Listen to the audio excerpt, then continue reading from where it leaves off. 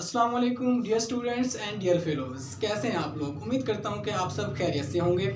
आज का जो हमारा टॉपिक है वो है oxidation states of lanthanides. Last lecture में हमने पढ़ा था इलेक्ट्रॉनिक कन्फिग्रेशन के बारे में।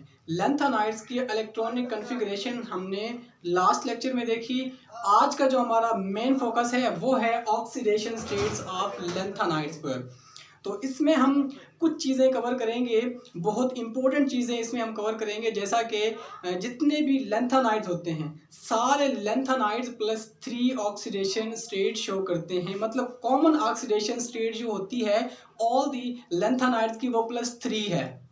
इसकी रीज़न क्या है ये आपको मैं बताऊंगा इस लेक्चर में। दूसरी जो चीज़ इसमें मैं बताऊंगा कि कुछ लैंथेनाइड्स ऐसे होते हैं जो +3 के साथ साथ +2 ऑक्सीडेशन स्टेट भी शो करते हैं। इसकी रीज़न आपको पता चलेगी। नेक्स्ट जो है, कुछ एलिमेंट्स ऐसे होते हैं जो +3 ऑक्सीडेशन के साथ साथ +4 ऑक्सीडेशन स्टेट भी शो करते हैं।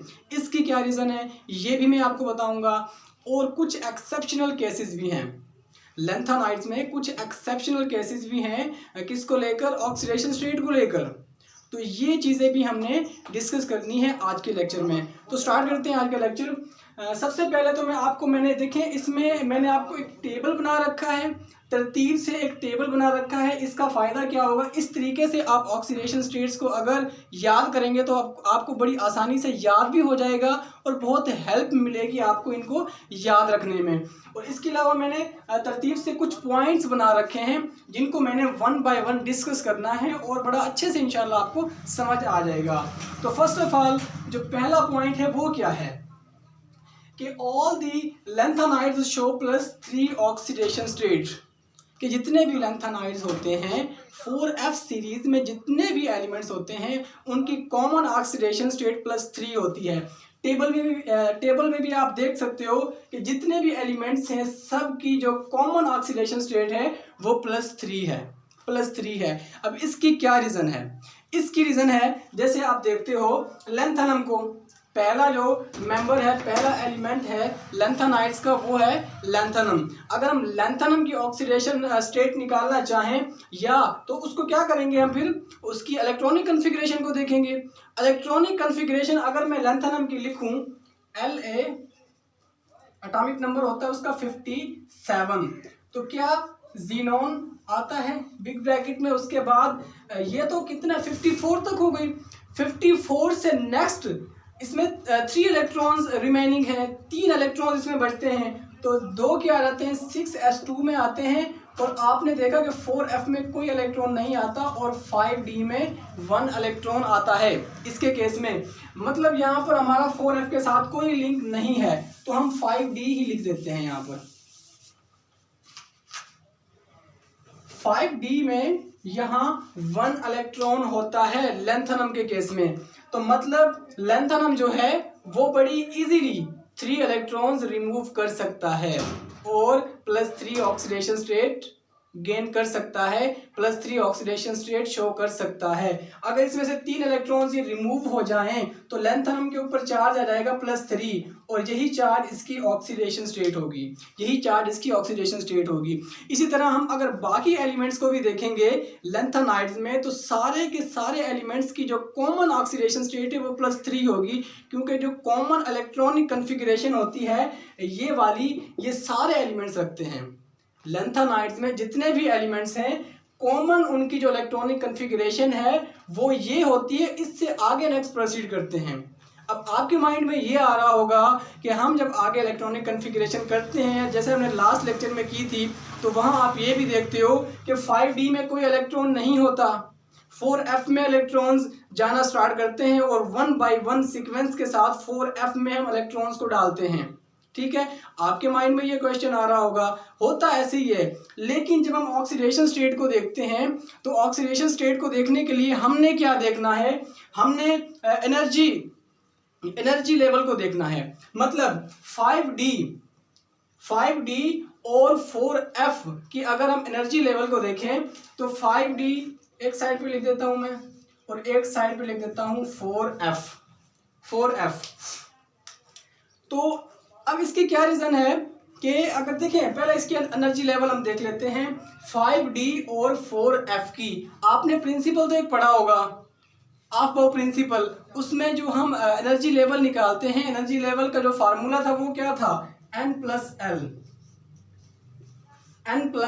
एल फार्मूला था। वहां पर क्या है कि n क्या होता है, principal quantum number, principal quantum number जो कि नंबर ऑफ शेल्स को यानी कि डिनोट करता है कि कौन सा शेल है। जैसे यानी कि यहाँ पर अगर देखिए हम 5d में, तो 5 यहाँ पर n की कीमत क्या है, यहाँ पर n की कीमत यहाँ पर 5 है, ठीक है, जो कि शेल को डिनोट करता है। और l यहाँ पर क्या होता है, angular momentum quantum number, angular momentum quantum number यहाँ पर क्या है, L है, ठीक है।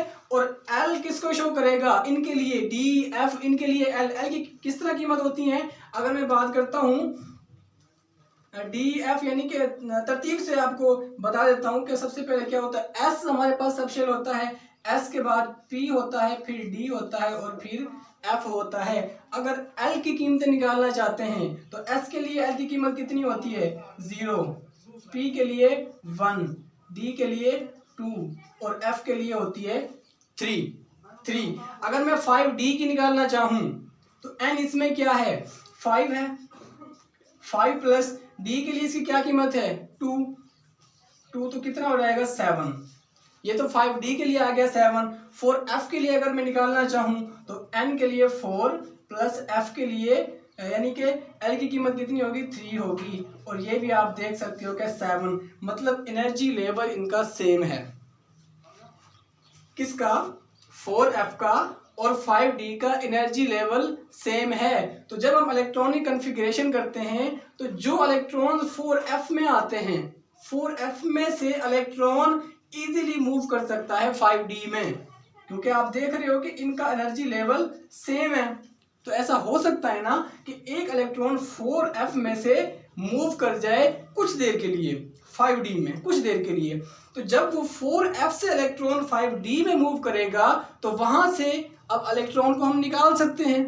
और जब इलेक्ट्रॉन को वहां से निकालेंगे तो 2 इलेक्ट्रॉन तो 6s से निकलते हैं और एक इलेक्ट्रॉन 5D से निकल जाएगा। तो +3 ऑक्सीडेशन स्टेट, इस तरह कोई भी एलिमेंट इस तरह +3 ऑक्सीडेशन स्टेट शो कर सकता है। तो यहाँ पर हमने क्या नतीजा निकाला कि जितने भी मेंबर्स होते हैं लैंथेनाइड्स के, जितने भी मेंबर्स हैं, जितने भी एलिमेंट्स हैं, वो कॉमन ऑक्सीडेशन स्टेट शो करते हैं +3, ठीक है। उसकी रीज़न मैंने आपको बता दी इसमें। नेक्स्ट प्रोसीड करते हैं नेक्स्ट पॉइंट पर।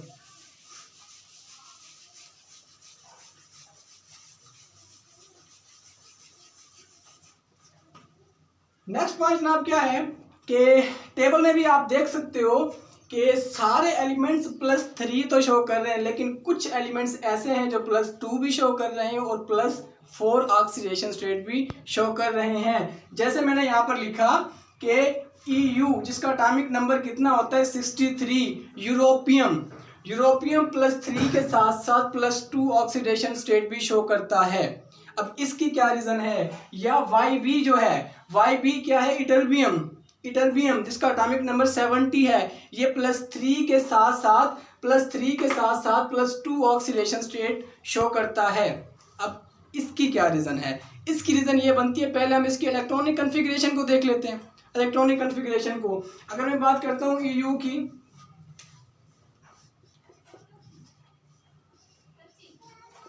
63 इसका एटॉमिक नंबर है। इलेक्ट्रॉनिक कॉन्फ़िगरेशन क्या बनेगी, जीनॉन के बाद 6s2, जैसे हमने लास्ट लेक्चर में की थी इलेक्ट्रॉनिक कॉन्फ़िगरेशन। अब यहाँ पर 54 एंड 2 56 हो गए।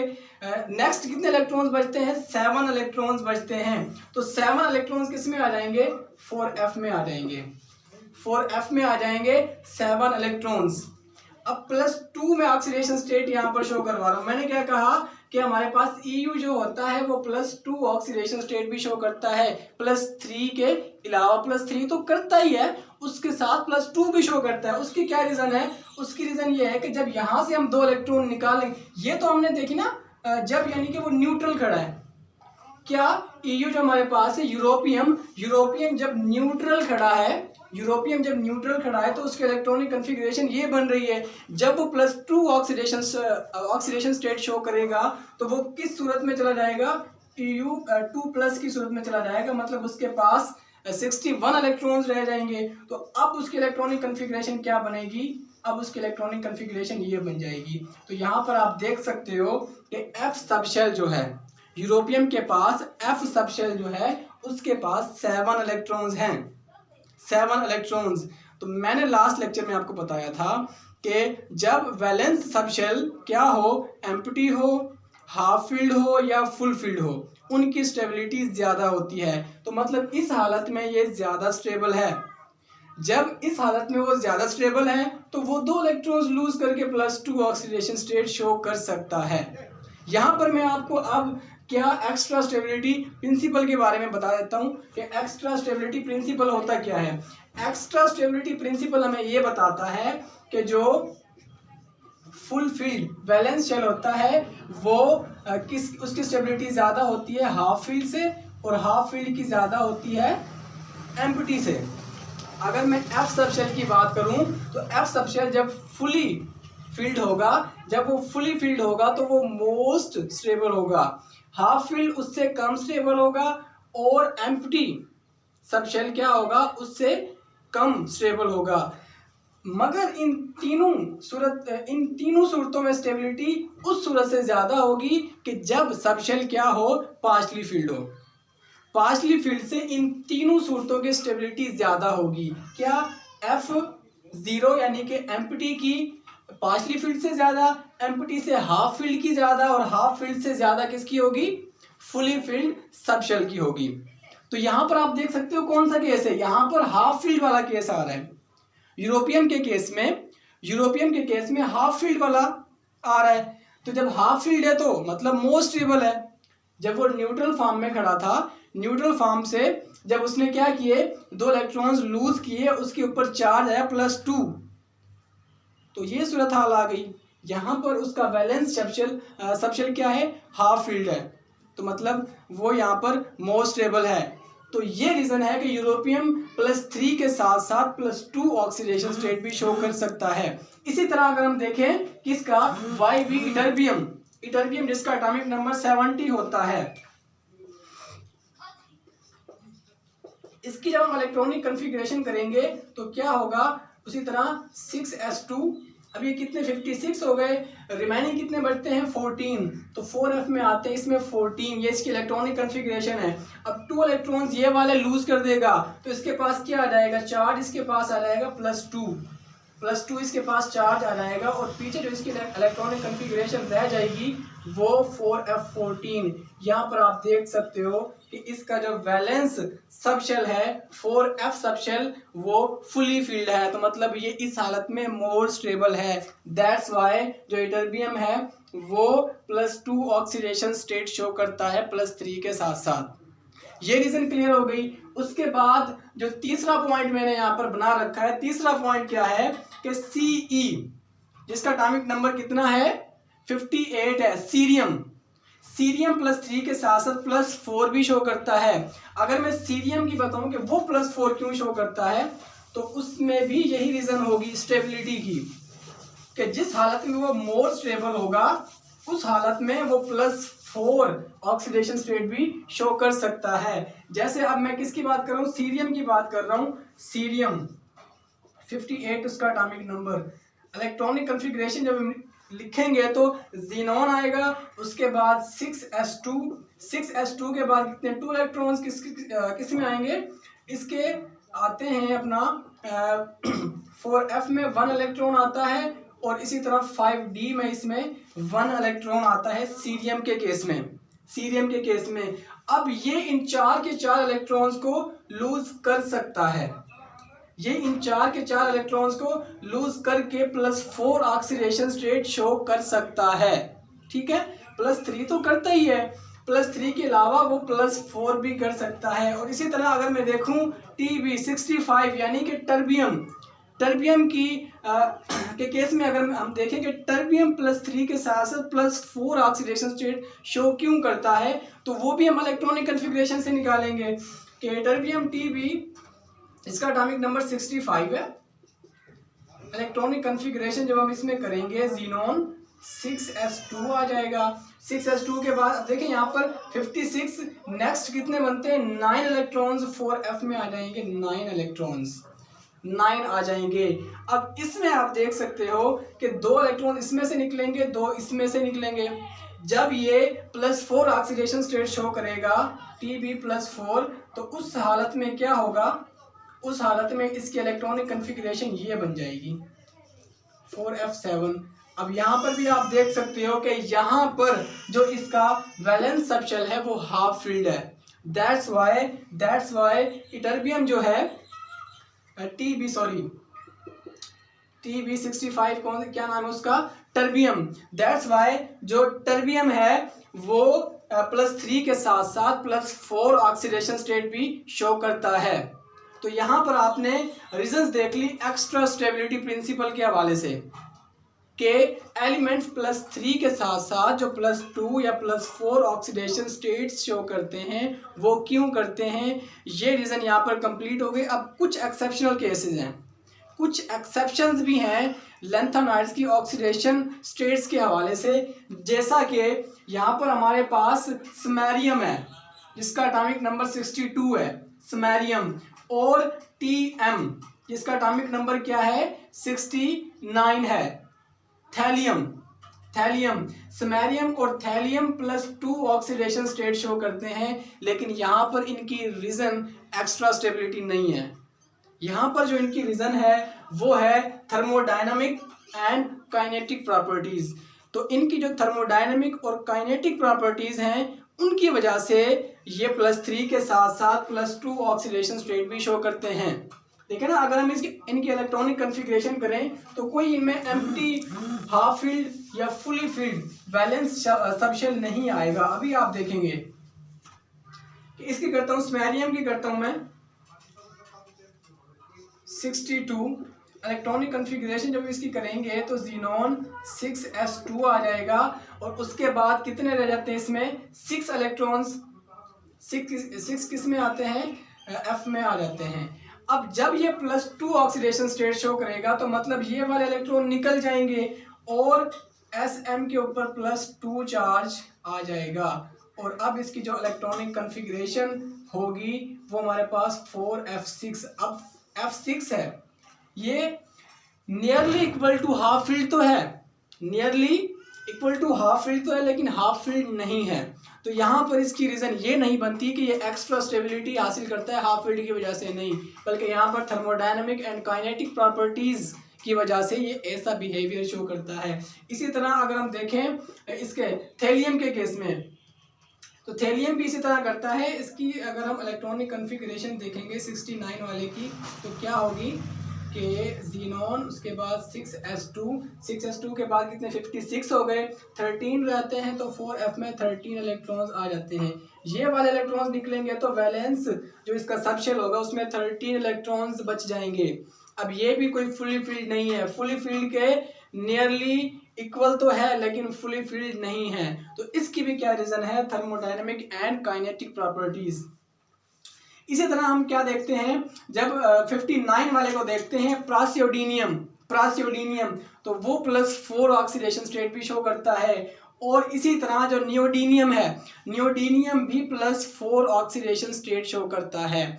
उसकी रीजंस भी थर्मोडायनामिक एंड काइनेटिक प्रॉपर्टीज़ हैं, ना कि फुली फील्ड, हाफ फील्ड या फिर empty valence subshell. Electronic configuration अभी करके देख लेते हैं उनकी भी।